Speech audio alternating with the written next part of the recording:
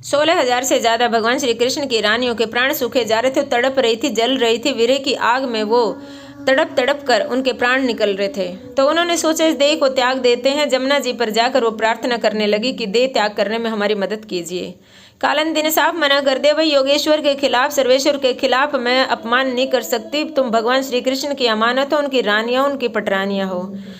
तो बोली हम कहाँ मरें, किधर जाएं, हम क्या करें, हमें कुछ तो बताइए, हमें रास्ता दिखाइए कालिंदी बहन। तो बोली तुम राधा के पास जाओ, कृष्ण केवल और केवल राधा के वश में है, क्योंकि राधा से बढ़कर प्रेम कृष्ण को किसी ने नहीं किया, और वो केवल और केवल प्रेम के वश में है कृष्ण। अगर तुम कृष्ण को पाना चाहती हो तो राधा के पास जाना पड़ेगा। वो करुणामयी है, वो इतना ज़्यादा उनका हृदय करुणा से भरा हुआ है, वही तुम पर दया करेगी। वो सारी की सारी रानियाँ राधा के चरणों से जाकर लिपट गई, बोली करुणामयी हम पर दया कीजिए, हम विरह की आग में तड़प रहे, हमारे मन को तृप्त कीजिए, हमारी आत्मा को तृप्त कीजिए और हमें कृष्णचंद्र के दर्शन कराइए।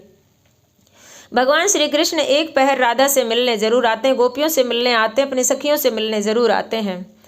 तो भगवान श्री कृष्ण जब मिलने आए तो उनको वहाँ पर दर्शन हो गए और वो उनकी आत्मा तृप्त हो गई। फिर राधा के चरण छोड़ने को तैयार नहीं थी।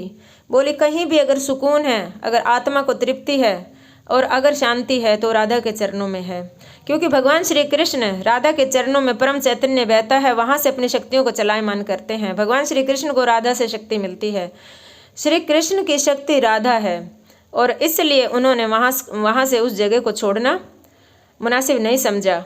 और आज भी भगवान श्री कृष्ण जब भी राधा और अपने सखियों के साथ एक पहर रास करने आते हैं, उनकी आत्मा को तृप्त करने आते हैं, तो वहाँ पर वो 16,000 रानियाँ भी होती है, उनकी भी आत्मा तृप्त होती है। और हर रात वो ये सारे 16,000 रानियाँ और सखियाँ सब भगवान श्री कृष्ण का संग पाकर तृप्त हो जाती है।